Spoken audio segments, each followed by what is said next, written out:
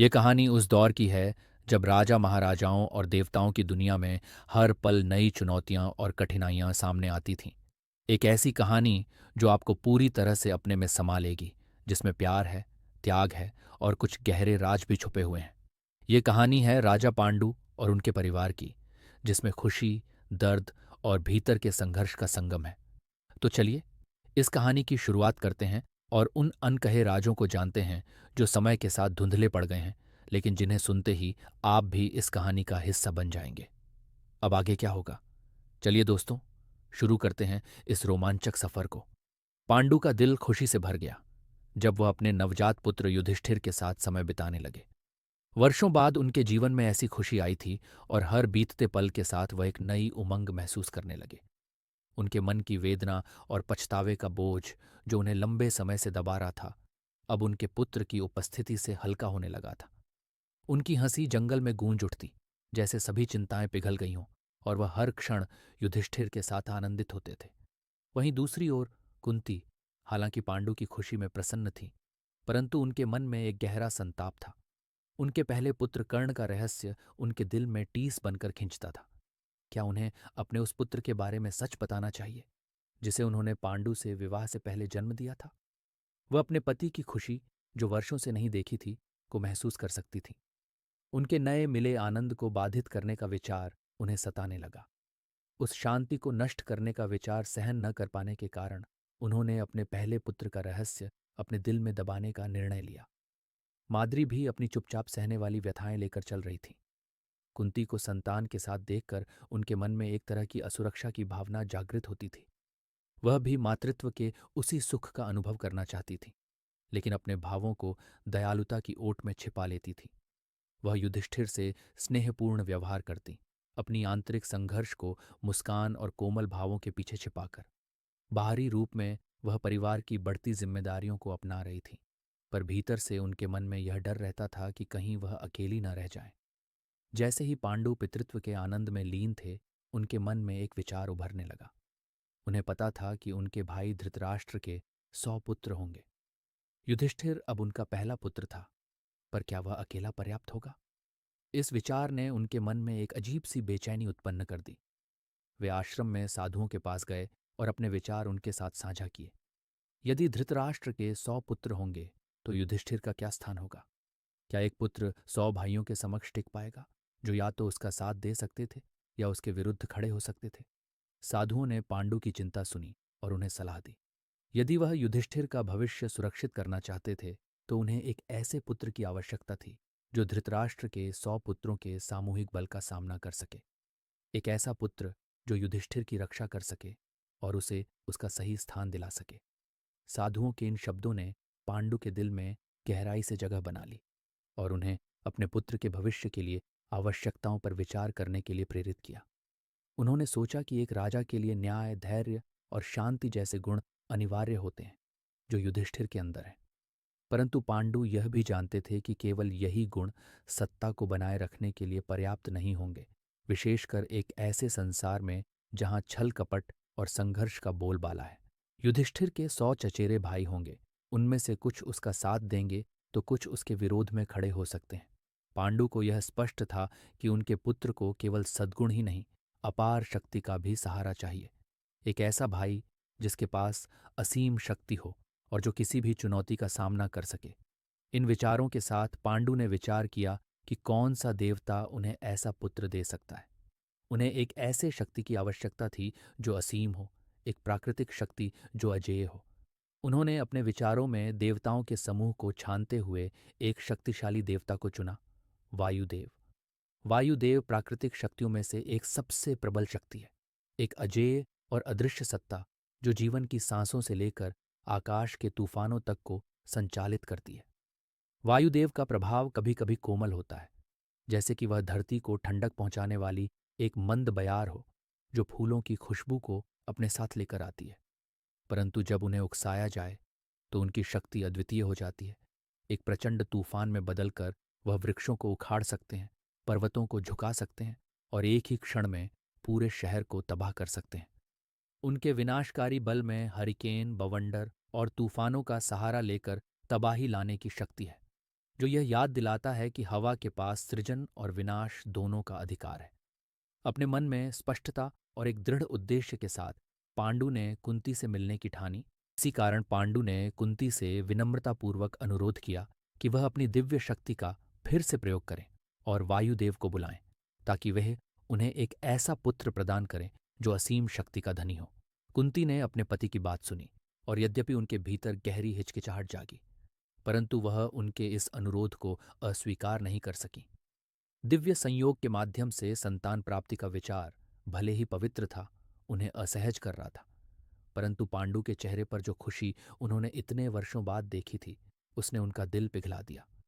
कुंती ने अपने परिवार की भलाई और युधिष्ठिर के भविष्य के लिए यह निर्णय लिया कि वह इस अनुरोध को मानेंगे।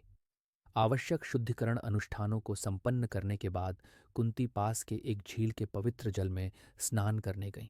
ठंडे जल ने उनके मन और शरीर को शुद्ध किया, और वह दिव्य मिलन के लिए तैयार हुईं। उन्होंने उसी पर्वत शिखर पर जाकर खड़ी हुईं जहां उन्होंने पहले यमदेव का आवाहन किया था। पर्वत की चोटी पर, जहां आकाश अनंत तक फैला हुआ था, उन्होंने अपनी आंखें बंद कीं और आर्षि दुर्वासा द्वारा दिए गए शक्तिशाली मंत्र का जाप करना शुरू किया। जैसे ही उनके शब्द हवा में गूंजने लगे, तेज हवाओं ने चारों ओर से आकर उन्हें घेर लिया, जैसे किसी दूरस्थ स्थान से बुलाई गई हों। आसमान काला हो गया, बादल तेजी से ऊपर इकट्ठा हो गए और उनके आसपास की हवा दिव्य ऊर्जा से गूंज उठी। उसी समय एक गर्जना के साथ वायुदेव प्रकट हुए। उनकी उपस्थिति शांत और प्रबल थी, जैसे तूफान की शांति का एक क्षण भर का दृश्य। बिना किसी शब्दों के कुंती और वायुदेव एक पवित्र संयोग में बंध गए, जो नियति और उद्देश्य से बंधा हुआ था। गर्भाधान की प्रक्रिया, जो सामान्यतः कई महीनों में होती है, वह दिव्य कृपा से मात्र कुछ क्षणों में पूर्ण हो गई। कुंती के गर्भ में संतान का निर्माण एक झटके में पूरा हो गया। एक तेज टीस के साथ ही बालक का जन्म हो गया, जो वायु और शक्ति से उत्पन्न हुआ था। कुंती ने अपने नवजात पुत्र को अपनी बाहों में थामा, उसके वजन को महसूस करते हुए। एक शिशु होते हुए भी वह अत्यधिक भारी था, मानो वायुदेव की संपूर्ण शक्ति उसमें समाहित हो। उसके अस्तित्व से एक तीव्र ऊर्जा का प्रवाह हो रहा था, जिसे कुंती ने महसूस किया। पांडु अपने दूसरे पुत्र को देखकर अपार आनंद से भर गए। उस दिव्य कृपा से उत्पन्न बालक का दृश्य उनके दिल में आशा की नई किरण जगा रहा था। आर्षि, जो बालक के जन्म के साथ आए दिव्य कंपन से आकर्षित हुए थे, उसे देखने के लिए आए। उन्होंने बालक का निरीक्षण किया और उसमें एक अव्यक्त भलमनसाहत और शक्ति की अनुभूति पाई, जिसने उनके मन को एक अनकही आश्वस्ति से भर दिया। आपस में विचार विमर्श करने के बाद अर्षियों ने उस बालक का नाम वृद्र रखा। यह नाम दो संस्कृत शब्दों से लिया गया था, वृका, जिसका अर्थ भेड़िया है, और उदर, जिसका अर्थ पेट या पेट का हिस्सा है। उसका पेट थोड़ा संकुचित और सख्त था, जैसे किसी भेड़िए का शक्तिशाली उदर। इस कारण उसका नाम वृद्र रखा गया।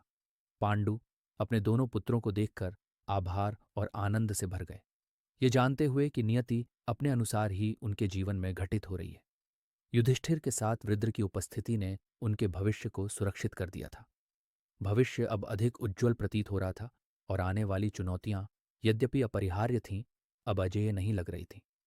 वृद्र के जन्म के तीसरे दिन हस्तिनापुर से एक संदेशवाहक महत्वपूर्ण समाचार लेकर पांडु के पास पहुंचा। पांडु राजधानी से आए नवीनतम समाचार सुनने के लिए उत्सुक थे। संदेशवाहक ने बताया कि धृतराष्ट्र के प्रथम पुत्र का जन्म हो चुका था और उसका नाम दुर्योधन रखा गया है। पांडु ने महसूस किया कि दुर्योधन और वृद्र का जन्म एक ही दिन हुआ था, लेकिन दुर्योधन का जन्म पहले हुआ था। ये एक छोटा सा अंतर प्रतीत हो सकता है, लेकिन पांडु जानते थे कि इस क्रम का बहुत गहरा महत्व था, और ये कौरव वंश में भविष्य के सत्ता संघर्षों का संकेत दे सकता था। संदेशवाहक ने फिर जानकारी दी कि हस्तिनापुर से यहाँ तक के सफर के दौरान धृतराष्ट्र के दो और पुत्रों का जन्म हो चुका है। आर्षिव्यास ने भविष्यवाणी की थी कि गांधारी के पुत्र मटके से धीरे धीरे एक या अधिक हर दिन जन्म लेंगे, और इस प्रक्रिया में लगभग 100 दिन लगेंगे ताकि सभी 100 पुत्रों का जन्म हो सके। विदा होने से पहले संदेशवाहक ने पांडु को प्रशिक्षित कबूतरों का एक झुंड भेंट किया। संदेशवाहक ने समझाया कि ये कबूतर पांडु को हस्तिनापुर तक तेजी से संदेश भेजने में सहायता करेंगे, ताकि महल के साथ संचार बना रहे। पांडु ने आभार प्रकट करते हुए कबूतरों को स्वीकार किया, ये जानते हुए कि आने वाले दिनों में शाही दरबार से जुड़ाव बनाए रखना अत्यंत आवश्यक होगा। संदेशवाहक के लौटते समय पांडु ने देखा कि वह जंगल के मार्ग पर अदृश्य हो गया।